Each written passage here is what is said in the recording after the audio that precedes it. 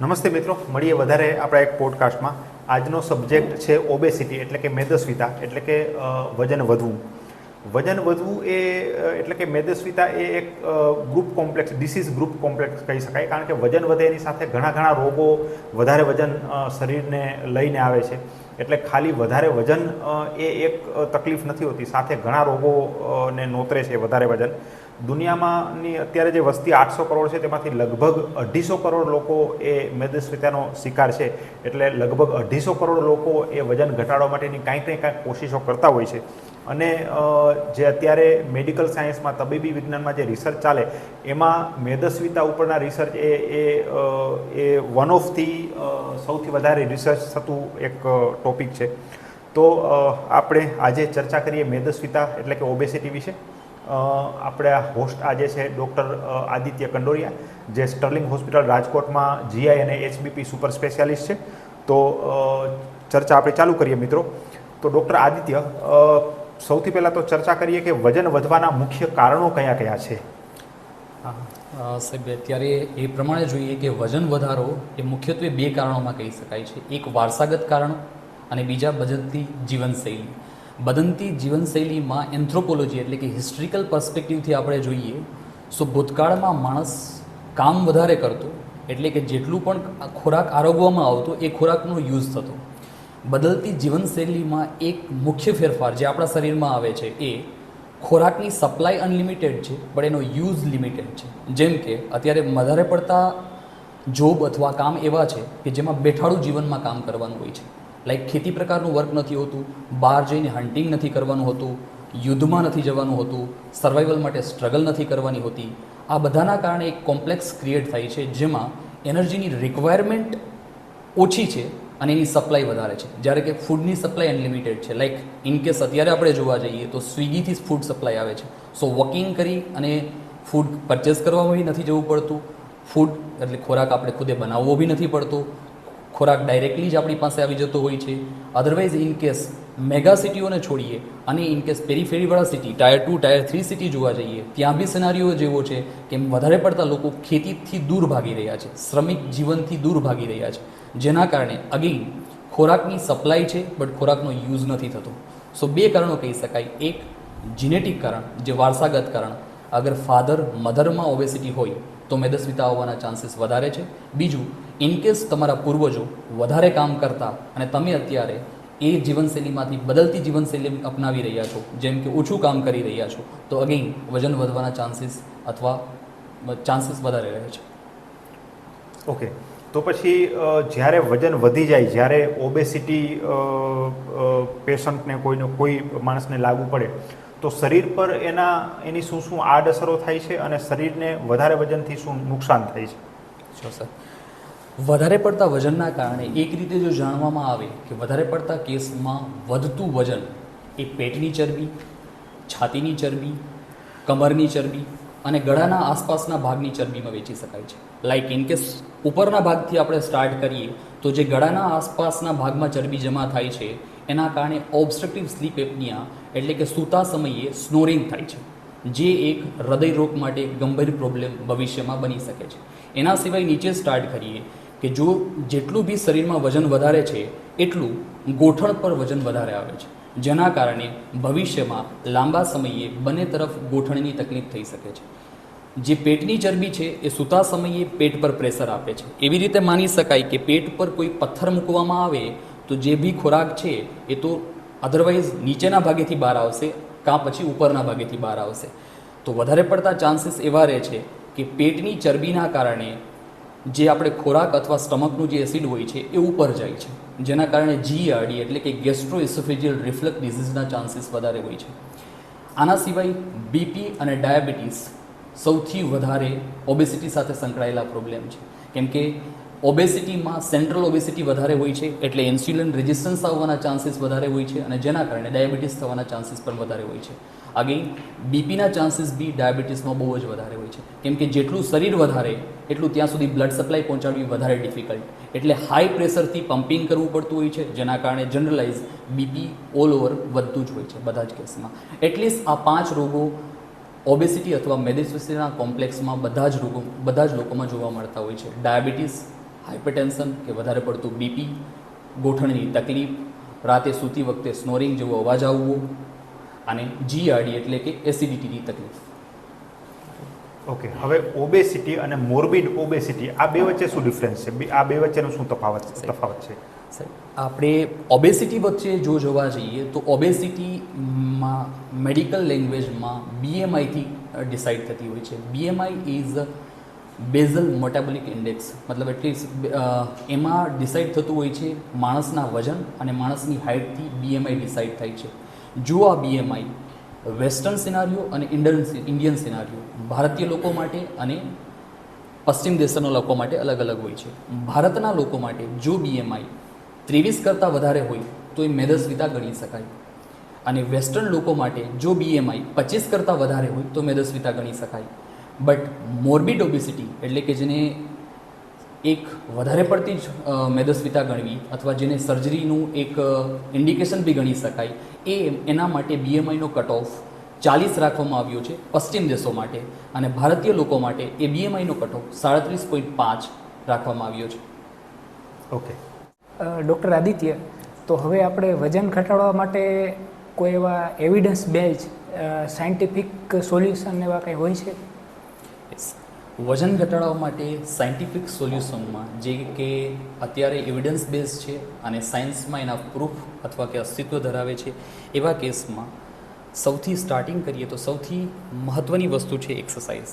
કેમ કે અગેઇન જેવું છે કે ફૂડની સપ્લાય વધારે છે પણ એનો ઉપયોગ નથી થઈ રહ્યો. સો ઇન કેસ પૂર્વજો જો વર્ક કરતા હતા તો વર્ક કરવું એ યોગ્ય વસ્તુ છે, બટ એ વર્ગ બદલતી જીવનશૈલીના કારણે મેન્ટેન થવું પોસિબલ નથી. એના કારણે સર જીમ કલ્ચરનો માહોલ વધી રહ્યો છે, અને જીમ અથવા એક્સરસાઇઝ એક એવી વસ્તુ છે જેનાથી વેઇટને કંટ્રોલમાં કરી શકાય છે. સેકન્ડ ફેઝ છે સર ડાયટ. ડાયટ અગેન એક એવી વસ્તુ છે કે ડાયટમાં કેલરીની supply, like diet chart maintain કરવામાં આવે તો એમાં એક ઇન્ફોર્મેશન, વાઇટલ ઇન્ફોર્મેશન મળે છે કે તમારા બોડીની, શરીરની કેલરી રિક્વાયરમેન્ટ કેટલી છે અને તમે સપ્લાય કેટલી કરી રહ્યા છો. જો તમારા શરીરની requirement for example 2200 kilo calorie છે અને તમે જે આપી રહ્યા છો એ 2900 કિલો કેલરી આપી રહ્યા છો, સો જે આ એક્સેસ 700 કિલો કેલરી છે એ કોઈ એક જગ્યાએ ડિપોઝિટ થવાની છે, કોઈ એક જગ્યાએ સંગ્રહ થવાની છે, અને મહદઅંશે બધા જ કેસમાં આ એક્સેસ કેલરી ચરબી તરીકે ડિપોઝિટ થતી હોય છે. લાઈક પેટની ચરબી, અલ્ટ્રાસાઉન્ડ કરવા જઈએ તો ફેટી લીવર, અને અધરવાઇઝ ગણવા જઈએ તો સ્લીપ એપનિયા એટલે કે ગળાના આસપાસના ભાગમાં ચરબી. એટલે કે બીજો ઓપ્શન છે આપણે કેલરી કેલ્ક્યુલેટ કરી અને ડાયટ પ્રમાણે ડાયટ લઈએ. થર્ડ ઓપ્શન છે સર્જરી પહેલાં મેડિસિન્સ. મેડિસિન્સમાં અત્યારે માર્કેટમાં નવી દવાઓ આવેલી છે, જે દવાઓ ફોર એક્ઝામ્પલ માર્કેટ નેમ સાથે જઈએ તો વિગોવી, ઓઝેમ્પિક અને મુન્ઝારો, આ 3 દવાઓ એવી છે જેના કારણે દવા લેવાથી ભૂખ જલ્દી સંતોષાઈ જાય છે અથવા ભૂખ નથી લાગતી. ભૂખ ઓછું લાગવાના કારણે માણસ ઓછું ખાય છે, ઓછું ખાવાના કારણે ઓછી કિલો કેલરીની સપ્લાય થાય છે, અને ઓછો કિલો કેલરી મળવાથી વજનમાં ઘટાડો થાય છે. મેડિસિન્સ પૂરી કરીએ અને ઇનકેસ આનાથી બી વજન કંટ્રોલ નથી થતો અથવા વેઇટ લોસ નથી થતો, લાસ્ટ ઓપ્શન અને અત્યારે મેજોરિટી સર્જિકલ ગાઈડલાઇન્સ અને ઇન્ટરનેશનલ ગાઈડલાઇન્સ પ્રમાણે સર્જરી બહુ જ સારો ઓપ્શન રહે છે ઇન કેસ કોઈ પણ માણસને મોર્બિડ ઓબેસિટી હોય છે. મોર્બિડ ઓબેસિટી એટલે કે અગેઇન 40 બીએમઆઈ, 40 કરતાં વધારે બીએમઆઈ હોય એને મોર્બિડ ઓબેસિટી કહીએ છીએ. સો 4 ઓપ્શન છે સાહેબ વજન ઘટાડવા માટે. એક ડાયટ, બીજો એક્સરસાઇઝ, ત્રીજો દવાઓ અને ચોથું સર્જરી. બટ બધા જ માણસ માટે આમાંથી કયો ઓપ્શન સિલેક્ટ કરવો એમના બીએમઆઈ પર આધારિત થતું હોય છે. ઓકે, તો ડૉક્ટર આદિત્ય, તમે જે કીધું નોન સર્જિકલમાં લાઇફસ્ટાઇલ મોડિફિકેશન છે, ડાયટ છે, વર્કઆઉટ, એક્સરસાઇઝ, તો આપણે કદાચ સર્જિકલ ડિસિઝન લેવું હોય તો લઈ શકાય આપણે સર્જરી કરવા માટે? યસ, સર્જિકલ નિર્ણય લઈ શકાય છે ઇન કેસ કોઈ પણ માણસને બીએમઆઈ 40 કરતાં વધારે છે અને ભારતીય સિનારીઓમાં એ 37.5 કરતાં વધારે હોય છે. સો આ એક સર્જરી માટેનું ઇન્ડિકેશન બને છે. બીજું એક ઇન્ડિકેશન એવું બને છે કે કોઈ પણ માણસનો વજન કે બીએમઆઈ 32.5 કરતાં વધારે હોય અને સાથે સાથે એ માણસને બીપી હોય, ડાયાબિટીસ હોય, ઓબ્સ્ટ્રક્ટિવ સ્લીપ એપનિયા એટલે કે શ્વાસની કંઈ પણ તકલીફ હોય, બંને ગોઠણની કંઈ પણ તકલીફ હોય, સો આ કોઈ પણ પ્રોબ્લેમમાંથી 2 પ્રોબ્લેમ હોય અને સાથે સાથે એનો બીએમઆઈ 32.5 કરતાં વધારે હોય, દેન અગેઇન એ સર્જરીનું ઇન્ડિકેશન બને છે. ઓકે, ટૂંકમાં ઓબેસિટી સાથે સાથે બીજા કોઈ કોમ્પ્લિકેશન હોય તો એબ્સોલ્યુટ ઇન્ડિકેશન સર્જરીના હોઈ શકે. હવે આપણે જે આ મેટાબોલિક સર્જરી કરાવવાની હોય તો એ પહેલાં કાંઈ લાઇફસ્ટાઇલ મોડિફિકેશન જરૂરી છે એવું કાંઈ, અથવા તો કોઈ બીજી કોઈ કાળજી લેવી જરૂરી છે? મેટાબોલિક સર્જરી અથવા બેરિયાટ્રિક સર્જરી કરતાં પહેલાં થોડી વસ્તુનું ધ્યાન રાખવામાં આવે તો સર્જરીના આઉટકમ બી સારા રહે છે અને સર્જરીના રિઝલ્ટ બી સારા આવે છે અને સર્જરી પછી ફોલોઅપ બી સારી રીતે થઈ શકાય છે, કેમ કે એ માણસ એ સર્જરી માટે પહેલેથી જ તૈયારી કરે છે. સો એ પ્રિપેર્ડ હોય છે કે સર્જરીમાં શું થશે અને સર્જરી પછી શું ધ્યાન રાખવું છે. એ વસ્તુમાં ધ્યાન રાખવામાં આવે તો અમુક વસ્તુઓ એવી છે કે લાઈક અગેઇન એ જે માણસ એક્સરસાઇઝ કરી અને વેઇટ અત્યારે થોડું રિડ્યુસ કરે છે અને પછી સર્જરી પર જાય છે તો એ સર્જરી પછી પણ થોડું ઘણું વેઇટ ગેઇન થવાના ચાન્સીસ હોય છે, એ આરામથી એક્સરસાઇઝથી કંટ્રોલ કરી શકશે. બીજું એવું છે કે કોઈ પણ માણસને કોઈ વ્યસન હોય છે, લાઈક ઇન કે સ્મોકિંગનું વ્યસન છે અથવા બીડીનું વ્યસન છે, તો એ કેસમાં એટલીસ્ટ 4 અઠવાડિયા એટલે કે 1 મહિના સુધી જો બીડી ન પીવામાં આવે તો સર્જરી રિલેટેડ કોમ્પ્લિકેશન, ફેફસા રિલેટેડ કોમ્પ્લિકેશન એ બધું થવાના ચાન્સીસ ઓછા હોય છે અને સર્જરીની સક્સેસ રેટ વધી જતી હોય છે. એના સિવાય ડાયટવાળો પાર્ટ બી જો પ્રી ઓપરેટિવલી જ પ્લાન કરવામાં આવે તો પોસ્ટ ઓપરેટિવલી એ લોકોને એ પ્લાન સાથે ચોંટી રહેવામાં અથવા કે એ પ્લાનને જ એધરન્સ માટે ઇઝી પડતું હોય છે. એટલે કે ડાયટ પ્લાન, એક્સરસાઇઝ પ્લાન અને કોઈ પણ વ્યસન હોય એને ઓપરેશન પહેલાં જો છોડી દેવામાં આવે તો કામ આવતા હોય છે. એના સિવાય ક્યારેક ટેસ્ટ બી કરવામાં આવતી હોય છે, લાઈક ઓબ્સ્ટ્રક્ટિવ સ્લીપ એપનિયા માટે સ્લીપ એપનિયા ટેસ્ટ, કે એનું સ્નોરિંગ કેવું છે અથવા એનો સ્લીપ એપનિયા સ્કોર કેવો છે અને એમને સર્જરીની રિક્વાયરમેન્ટ કેટલી છે. સો મહદઅંશે આ જ વસ્તુઓ ઓપરેશન પહેલાં કરવી જરૂરી છે. તો આ ઓપરેશન પહેલાં આ બધી નાની મોટી વસ્તુ કરવાથી ઓપરેશનનું રિઝલ્ટ બહુ સરસ આવે છે. તો ડૉક્ટર, આપણે વાત કરી કે વજન ઘટાડવા માટે એક એનો ઉપાય સર્જરી છે, તો એ બેરિયાટ્રિક સર્જરી અને મેટાબોલિક સર્જરીના કયા કયા પ્રકારો હોય છે જેમાં સર્જરી થશે? મેટાબોલિક સર્જરીમાં જોવા જઈએ ડૉક્ટર તો 2 પ્રકારની સર્જરી હોય છે. એક એન્ડોસ્કોપિક સર્જરી અને બીજી લેપ્રોસ્કોપિક સર્જરી. એન્ડોસ્કોપિક સર્જરી એટલે કે દૂરબીનથી થતી સર્જરી અને લેપ્રોસ્કોપિક સર્જરી એટલે દૂરબીનથી થતી સર્જરી બટ ચામડીથી એ દૂરબીનના સ્કોપ, જે રેડિયલ સ્કોપ હોય છે એ નાખવામાં આવે છે. એન્ડોસ્કોપિકમાં જે વાયર જેવો scope, endoscopic upper GI endoscopy અને લોઅર જીઆઈ એન્ડોસ્કોપી કરવા માટે જે વપરાતો હોય છે એ પ્રકારનો સ્કોપ યુઝ કરવામાં આવે છે. એન્ડોસ્કોપિક સર્જરી અને લેપ્રોસ્કોપિક સર્જરી એ બંનેમાં સેમ મેથડ એક છે, સ્લીવ ગેસ્ટ્રેક્ટોમી. જે એન્ડોસ્કોપી દ્વારા જો આપણે કરીએ તો એને એન્ડોસ્કોપિક સ્લીવ ગેસ્ટ્રેક્ટોમી કહીએ છીએ અને લેપ્રોસ્કોપ દ્વારા કરીએ તો એને લેપ્રોસ્કોપિક સ્લીવ ગેસ્ટ્રેક્ટોમી કહીએ છીએ. લેપ્રોસ્કોપીમાં બીજી વધારાની સર્જરીઓ છે, જેમ કે વન એનાસ્ટોમોસ ગેસ્ટ્રિક બાયપાસ અથવા મિની ગેસ્ટ્રિક બાયપાસ, જે વધારે વજન હોય એ કેસમાં યુઝ થઈ શકાય છે અને મહદઅંશે મોર્બિડ ઓબેસિટી હોય અથવા ખૂબ જ વધારે પડતું વજન હોય એ કેસમાં આપણે રૂઇન-વાય ગેસ્ટ્રિક બાયપાસ સર્જરી કરી શકીએ છીએ, જેને કે RYGB તરીકે ઓળખવામાં આવે છે. અને જો કોઈ પણ માણસ સર્જરી માટે ફિટ ન હોય અને નાની જ સર્જરી કરવી હોય તો ઇન કેસ એવા કેસમાં આપણે એન્ડોસ્કોપિક સાથે એક બલૂન ઇન્સર્ટ કરી શકીએ છીએ.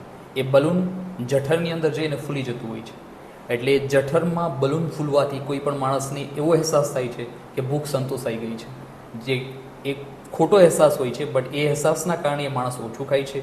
અગેઇન ઓછું ખાવાથી વજન વધવાના ચાન્સીસ ઘટી જાય છે. તો આપણે કયા પ્રકારની સર્જરી કયા વ્યક્તિ માટે, એટલે પેશન્ટ ફેક્ટર કે કયા પેશન્ટમાં આપણે કઈ સર્જરી કરશું એ કેવી રીતે નક્કી થતું? કયા પેશન્ટમાં કઈ સર્જરી કરવી જોઈએ એ મહદઅંશે BMI પર અગેઇન ડિપેન્ડ કરતું હોય છે. કોઈ પણ માણસનો BMI અગેઇન 40 કરતાં વધારે હોય અથવા કોઈ સુપર ઓબેઝ માણસ કે જેનો BMI 50 કરતાં વધારે હોય તો એ કેસમાં RYGB રૂઇન-વાય ગેસ્ટ્રિક બાયપાસ સર્જરી એ બેસ્ટ સર્જરી ઓપ્શન તરીકે રહે છે. બીજા ઓપ્શનમાં ડિયોડિનલ સ્વિચ નામની એક સર્જરી હોય છે, જે બી કરી શકાય છે, બટ એમાં વજન લોસ ખૂબ જ વધારે થતો હોય છે અને એ વજન લોસથી ઓપરેશન પછી થતી તકલીફો વધારે હોય છે. સો અગર કોઈ પણ માણસનો BMI 40 કરતાં વધારે હોય કે 50 કરતાં વધારે હોય એ કેસમાં રૂઇન-વાય ગેસ્ટ્રિક બાયપાસ એટલે કે RYGB પ્રોસિજર અને બીજી પ્રોસિજર જેમ કે ડિયોડિનલ સ્વિચ પ્રોસિજર આ કરી શકાય છે. અગર કોઈનો BMI એના કરતાં ઓછો હોય છે એ કેસમાં laparoscopic sleeve gastrectomy otherwise endoscopic sleeve gastrectomy સારા ઓપ્શન નીવડી શકે છે.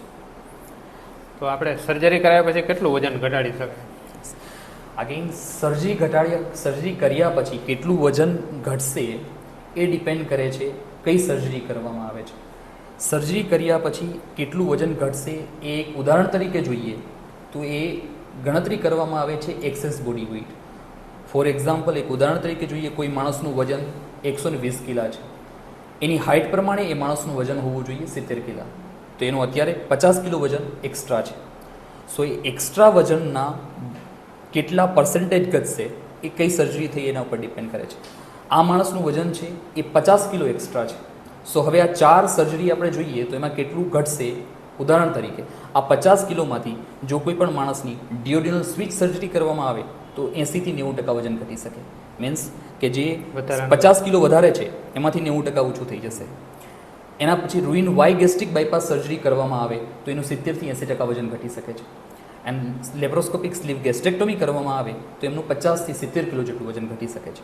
સો કોઈ પણ માણસનું વજન 120 કિલા હતું, હવે એ લેપ્રોસ્કોપિક સ્લીવ ગેસ્ટ્રેક્ટોમી કરાવે છે, સો એ એક્સેસ જે વધારાનું 50 કિલા વજન છે એના 50% એટલે કે 25 થી 30% જેટલું ઘટશે, 25 થી 30 કિલો જેટલું ઘટશે. અને નવું વજન 1 વર્ષ પછી એમનું 120 કિલામાંથી અરાઉન્ડ 90 કિલો જેટલું હશે. આપણે જેમ વાત કરી કે સર્જરી મતલબ આ ઓબેસિટીના કારણે અમુક જે બીમારી થતી હોય છે જેવી કે hypertension, diabetes, osteoarthritis, slip apnoea, એ સર્જરી કરાવ્યા પછી કેટલા સમયમાં એમાં ફાયદો જોવા મળતો હોય છે? આ બધી જ બીમારીઓ જેમ કે diabetes, BP, obstructive sleep apnoea, ઘૂંટણમાં દુખાવો અને GERD એટલે કે ગેસ્ટ્રોએસોફેજિયલ રિફ્લક્સ ડિસીઝ એટલે કે એસિડિટીની બીમારી, આ બધી જ બીમારીઓ સમય સાથે સુધારો આવતો હોય છે. સૌથી ઝડપથી સુધારો ડાયાબિટીસમાં આવે છે. આ બધી જ સર્જરીઓમાંથી કોઈ પણ સર્જરી કરાવ્યા પછી 4માંથી કોઈ પણ સર્જરી કરાવવામાં આવે, મહદઅંશે બધા જ કેસમાં 4 થી 5 દિવસ અથવા 1 થી 2 અઠવાડિયામાં ડાયાબિટીસ અથવા sugar near within normal limit આવતું જતું હોય છે. ઘણા કેસોમાં એ માણસને સર્જરી પછી ઇન્સ્યુલિન એટલે કે દવાઓ વગર ઓપરેશન કર્યા પછી રજા આપવામાં આવતી હોય છે. તો સૌથી પહેલાં સુધારો આવે છે ડાયાબિટીસમાં. એના પછી સુધારો જે કે મહિના લાગી શકે છે એ રીતે સુધારો આવતો હોય છે. જે સુધારો છે ઓબ્સ્ટ્રક્ટિવ સ્લીપ એપનિયામાં એટલે કે શ્વાસ લેવાની તકલીફમાં, એસિડિટીની તકલીફમાં, બીપીની તકલીફમાં સુધારો આવતા એટલીસ્ટ 3 થી 6 મહિના લાગતા હોય છે. અને ગોઠણની તકલીફમાં સુધારો આવતા 6 થી 12 મહિના જેટલો સમય લાગતો હોય છે. તો સમય પ્રમાણે આ બધી જ પ્રોબ્લેમમાં સુધારો આવતો હોય છે. પણ જેમ જેમ વજન ઘટે છે એમ તેમ આ બધા જ પ્રોબ્લેમમાં સુધારો આવતો જતો હોય છે. તો ડૉક્ટર આદિત્ય, આ વજન ઉતારવાની સર્જરી કરી એના પછી શું ધ્યાન રાખવાનું અને પછી કોઈ દવા ચાલુ રાખવાની કે નહીં? વજન વધારાની સર્જરી કર્યા પછી બધા જ કેસમાં અમુક પ્રોબ્લેમ થવાના ચાન્સીસ વધારે રહેતા હોય છે. જેમ કે ઘણો બધો અમુક કેસોમાં એવું બનતું હોય છે કે વજન વધારે પડતો જ લોસ થતો જતો હોય છે. અને આ સર્જરીમાં બધા જ કેસોમાં સ્ટમક એટલે કે જઠર કાઢી નાખવામાં આવે છે. જઠર અમુક નોર્મલ કામ કરતું હોય છે. જેમ કે જઠર છે એ આયન એટલે કે લોહ તત્વની કમી પૂરી કરતું હોય છે. ઇન કેસ આયન છે એના એબ્સોર્પ્શનમાં જઠરનું કામ સારું એવું હોય છે. કેમ કે એ જઠર છે એસિડિટી મેન્ટેન કરે છે અને એસિડિટીના કારણે લોહ તત્વનું એટલે કે આયનનું એબ્સોર્પ્શન થતું હોય છે. સાથે સાથે વિટામિન B12 એને બી નોર્મલ લેવલ જાળવી રાખવામાં જઠરનું સારો એવો ભાગ હોય છે. સો આયર્ન છે, વિટામિન B12 છે અને પ્રોટીન છે, આ બધાના એબ્સોર્પ્શન અથવા એ લોકોનું શરીરમાં નોર્મલ લેવલ જાળવવા માટે જઠર મહત્ત્વનું કામ કરે છે. આ બધી જ સર્જરીઓમાં આપણે જઠર કાઢી નાખતા હોઈએ છીએ. એટલે આ બધા જ તત્વોની ઉણપ અથવા ખામી રહેવાના ચાન્સીસ વધારે રહે છે. એટલે સર્જરી પછી આ બધી જ વસ્તુની કાળજી રાખવી પડતી હોય છે. વિટામિન B12નું સપ્લિમેન્ટેશન કરવું પડી શકે છે, આયર્ન છે એનું સપ્લિમેન્ટેશન કરવું પડી શકે છે, ફોલિક એસિડ છે એમનું સપ્લિમેન્ટેશન કરવું પડી શકે છે, પ્રોટીનની કમી થતી હોય છે એટલે કે પ્રોટીનનું સપ્લિમેન્ટેશન બી કરવું પડી શકે છે. સાથે સાથે ક્યારેક ટ્રેસ એલિમેન્ટ કેમ ઝીંક અને મેગ્નેશિયમ છે, મેંગેનીઝ છે એની બી કમી થઈ શકતી હોય છે એટલે એનું બી સપ્લિમેન્ટેશન કરવું પડી શકે છે. અને સૌથી મહત્ત્વની વસ્તુ સર્જરી કર્યા પછી ફોલોઅપ એટલે કે વારંવાર રેગ્યુલર 3 થી 6 મહિને બતાવતું રહેવું જરૂરી છે. કેમ કે સર્જરી રિલેટેડ બીજા પ્રોબ્લેમ બી થઈ શકે છે. જે ચેકઅપ કરાવવામાં આવે 3 થી 6 મહિને તો એને ગંભીર રોગમાં પરિવર્તિત થતા રોકી શકાય છે. ઓકે, પછી આપણે વજન વધારે છે એની સર્જરી કરાવી, વજન ઘટી ગયું તો પછી એવું બની શકે કે પાછું વજન વધી જાય એવું? એવી શક્યતા? હા, એવું બની શકે છે. મેડિકલ લેંગ્વેજમાં આને રેસિડિવિઝમ કહેવામાં આવે છે. સર્જરી કર્યા પછી ફરીથી વજનમાં થતો વધારો. આ વધારે પડતા કેસમાં એક વખત વજનમાં ઘટાડો થયા પછી મેન્ટેનન્સ એક્સરસાઇઝ અને ડાયટથી કરવાનું હોય છે. કોઈ પણ માણસનું એક્સેસ વજનમાં ઘટાડો આવશે. 120 કિલો વજન છે, સર્જરી કરાવી છે, 80 કિલો વજન થઈ ગયું છે, હવે ફરીથી એવું લાગે છે 80 કિલો વજન થઈ ગયું છે અને હું કમ્પલસરી ઇટિંગ સ્ટાર્ટ કરી દઉં અને lifestyle again sedentary lifestyle start થઈ જાય કે કોઈ જ કામ નથી કરવું, વધારે પડતું સૂવાનું, એક્સરસાઇઝ છોડી દેવી, ખાવાનું ઓપરેશન પહેલાં જેવું અયોગ્ય હતું એવું જ કરી દેવું, તો અગેઇન વજન વધી શકે છે. તો એની કોઈ આડઅસરો આ સર્જરીની? સર્જરીમાં જોવા જઈએ તો સર્જરીની આડઅસરોમાં ઓપરેશન દરમિયાન બી અમુક તકલીફ થઈ શકતી હોય છે, જેના ચાન્સીસ ગણવામાં આવે અથવા જોવામાં આવે તો 100માંથી 1-2% એ પ્રોબ્લેમ થઈ શકે છે. મહદઅંશે કેસમાં મોટા પ્રોબ્લેમ થવા કે જીવનું જોખમ હોવું એ બહુ ઓછા કેસોમાં બનતું હોય છે. બટ હા, એ ચાન્સીસ છે 100માંથી 1 થી 2 કેસમાં. જ્યારે જઠ્ઠર કાપવામાં આવે છે એ જગ્યાએ ટાંકા મારવામાં આવે છે, એ ટાંકામાંથી જઠ્ઠરનું પ્રવાહી બહાર નીકળી શકે છે, લીક થઈ શકે છે અને જેના કારણે જીવનું જોખમ બની શકે છે. એના સિવાય સર્જરી રિલેટેડ ઓપરેશન પછી બી નાની મોટી તકલીફો થતી હોય છે, જેમ કે આ કેસમાં vitamin B12, iron, folic acid, trace elements, protein એ બધી જ બી ઉણપ આવવાના ચાન્સીસ છે.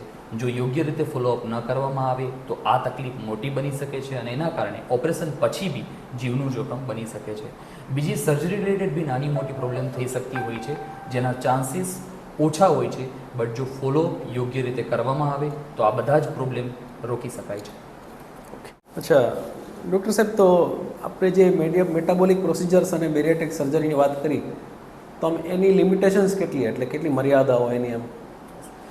આ બધી મેટાબોલિક સર્જરીઓ અગેન BMI પ્રમાણે થતી હોય છે કે કેમનો વજન, કોનો વજન કેટલો છે અને વજન ઘટાડવા માટે 4 થી 5 સર્જિકલ પ્રોસિજર છે, એમાંથી કઈ ચૂઝ કરવી હોય છે.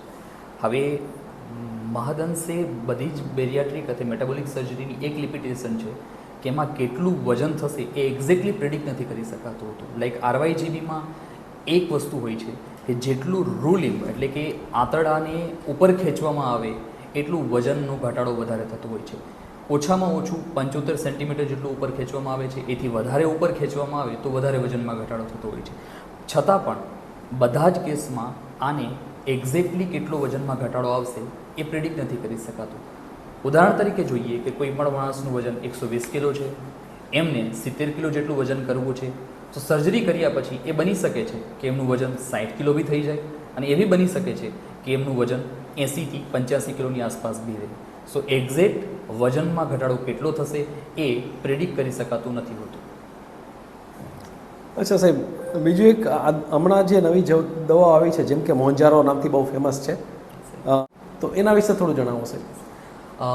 મુન્ઝારો એ કે જે કે ટીઝેબેટાઇડ જેનરિક નેમ છે, એ દવા 2 હોર્મોન પર કામ કરતી હોય છે, GIP અને GLP-1. આ બે હોર્મોન છે એ ભૂખને સંતોષાઈ ગઈ હોય એવો અહેસાસ કરાવે છે.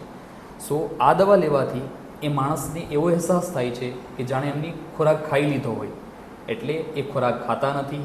ખોરાક ન ખાવાથી અગેન વજનમાં ઘટાડો થાય છે, કેમ કે જે શરીરની એક્સેસ ફેટ હોય છે એ ઓગળે છે, એમાંથી કેલરી બને છે અને એમાંથી શરીર ન્યુટ્રિશન અથવા કે પોષણ લે છે.